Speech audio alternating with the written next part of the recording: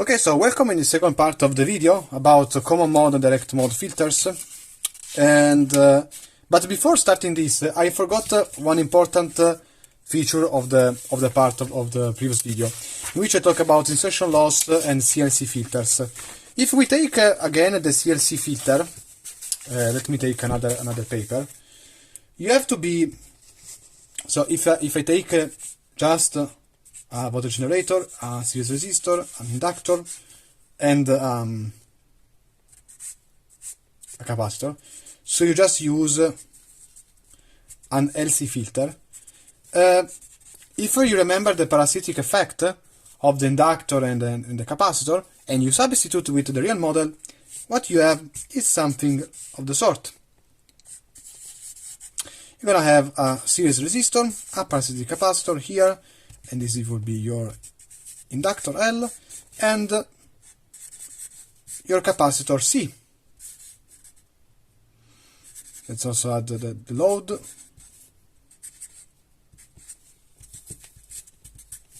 Your capacitor C.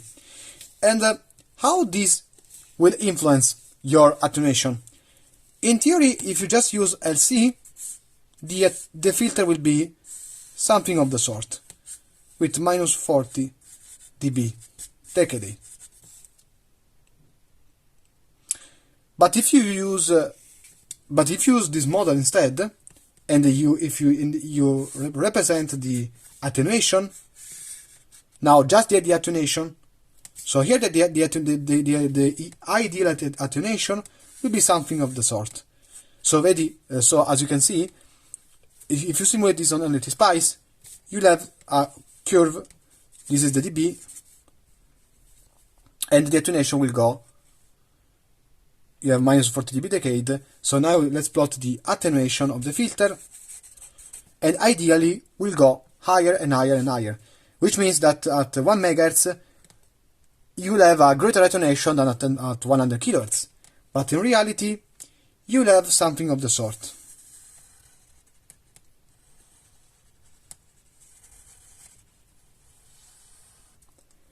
Remember that this is the attenuation, so basically the real graph will be something of the sort, because at one point here the behavior is basically like the LC, because the attenuation is increasing, but then the capacitance effect will start to take action, and the inductance effect will start to take action, so the filter will be swapped. And so at high frequency, the inductor becomes a capacitance, and then the capacitance becomes an inductor. And so your filter at high frequency will be a CL. And so it will behave like this, and the attenuation will be way lower. So pay attention when you design an LC filter for high frequency, because the attenuation won't be as you designed. Now let's come back to the direct mode at this big filter here. This is a filter which is employed for common mode and differential mode currents. So we have to understand why this filter works in the first place, and to understand why we need to study the common mode choke. So let's study only this for now, the common mode choke. So the common mode choke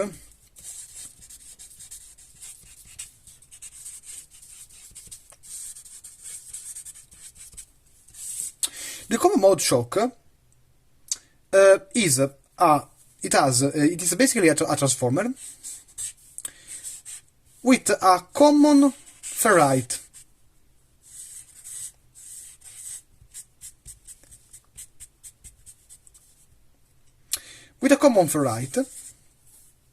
And the equivalent circuit model is a transformer with the same phase dot, the dot on the same side.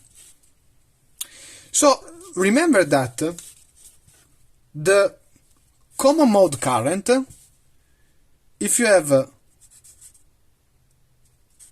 the input voltage and the ground, the common mode current will enter like this.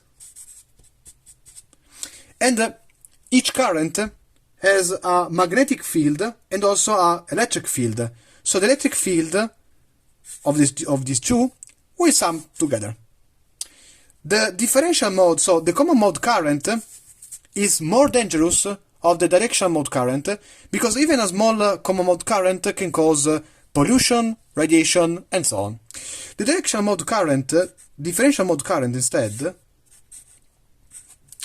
this is the input and this is the ground, will come in this way, but it will return in the opposite side. I will not say that that the electrical field will cancel, because the distance of these two conductors must be exactly the same in order to cancel themselves, but the summation will be way lower. So the differential mode is not as dangerous as the common mode current. With this presentation, let's now study the common mode choke and why it is important to have this common mode choke in your filters. As you remember, since in this case, since this is the ferrite is in common, you have that the mutual inductance is the same for both. And if the two inductances are the same, it's the same also for the mutual coupling inductance, because the ferrite is the same. So K, which is since it is the ideal coupling, is equal to 1. And the equation will be m over radical square of L1, L2.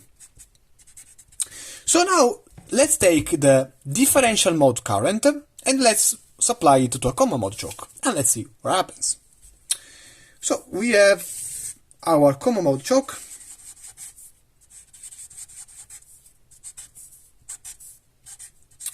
and let's apply a direct mode current. So ID, and it will come back all of this way.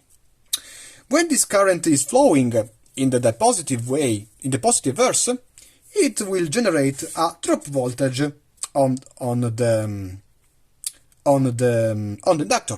You remember the equation of the inductor is VL equal to L over dE over dt. Now, if you wanted to take this equation in the Fourier transform, remember that d in dt becomes j omega. And if you remember this, you are okay, because now the drop voltage in the phasonal domain becomes j omega Li, because this is the voltage drop of the first inductor, and now there is the other voltage drop of the other inductor, which is the minus j omega mid. So these two will basically be put like this: j omega L over m times id. We will call L minus m the leakage inductance in the common mode choke. So V is equal to j omega L leakage id. So what is the meaning of this? The leakage of the common mode choke is given by the fact that some flux is going away from your magnetic field, from your ferrite core. And so the leakage inductance will be very, very, very slow. Very, very low. If the leakage resistor is low, then if differential current is the value as it is, you see that this voltage drop is basically not zero, but very small. So, the common mode choke does not produce any voltage drop when there is a differential current. So I will put this in the... So the common mode choke will not produce voltage drop on ID, on differential currents. So the differential current goes through. Let's see instead what happens if there is a common mode current flowing in the common mode choke. And now you will see why it is called the common mode choke. So here we have again your common mode choke.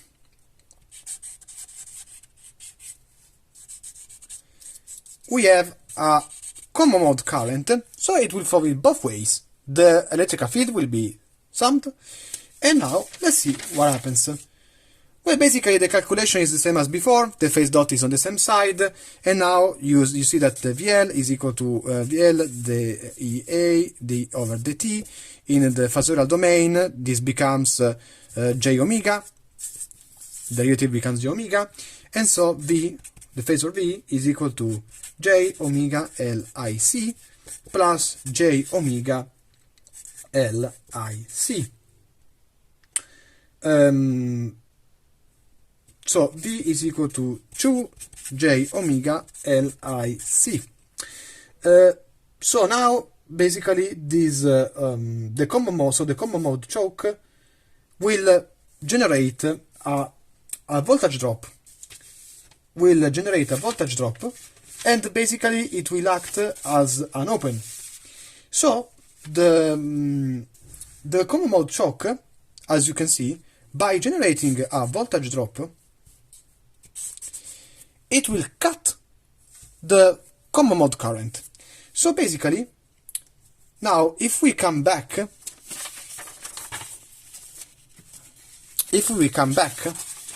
to this scheme, now you understand that the common mode choke will cut the common mode current. So this, as you can see, it is the reason why you put a common mode choke here. So this part here will cut the common mode current. So we have to understand why you add also all of this part. And the reason is this part interrupts the differential mode. And why are you doing that? So, as I explained before, the differential current enters one side and returns to the opposite side. So let it flow a differential current ID, and let it return a differential current ID. So this ID will generate a voltage drop here. The same differential current will generate another drop voltage here, and as you can see, these two inductor will generate the opposite voltage drop, and with the capacitor will eliminate the differential mode. So basically all this filter will stop the common mode because there is the common mode inductor, and also the differential mode because these two inductors will generate opposite voltage drop, and so common mode and differential mode are cut in this circuit. Now, how do you really implement this circuit in a real practical simulation? I will show you an example.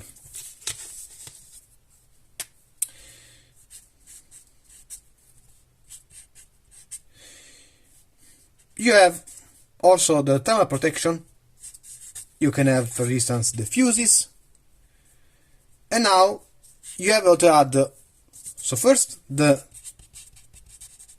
thermal protection. But then you have also to add the voltage protection. If, for instance, you have a three-phase AC, you have to add the varistor configuration. The varistor is basically a resistor which will clamp your overall voltage.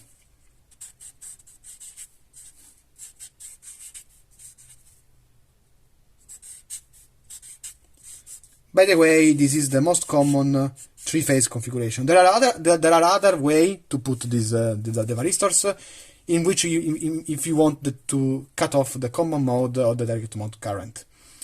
So now you have your filter stage, for instance, an LC made with a ferrite. Then you have the common mode choke. You can also filter this with a capacitor, and you can also put another common mode in series.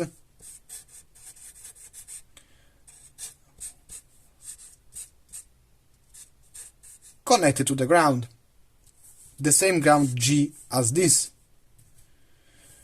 And now you can if you have the AC here, basically you need to add your grals. You can also filter these grals, so you can do whatever you want with the rectifier circuit. So basically all of this is for this is of the thermal protection and overcurrent. So you can also add other sensors here, and I don't know, NTC, whatever you want. Then this is for over voltage protection. The over voltage protection works with varistors, and the varistor it is basically, let me explain a bit how the varistor work. So the characteristic of a varistor is basically this.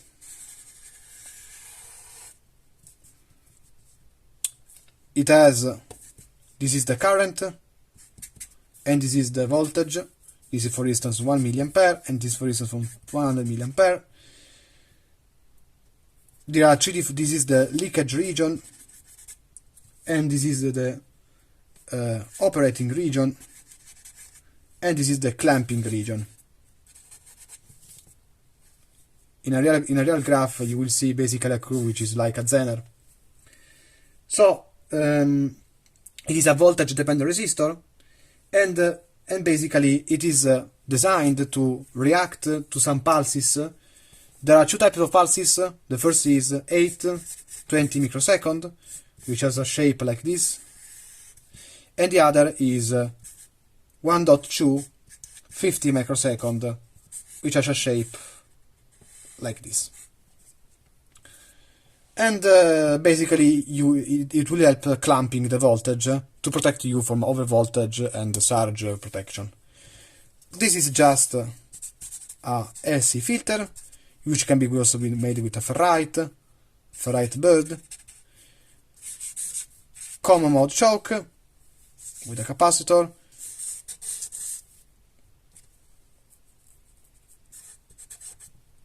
common mode choke again, and here it is the rectifier.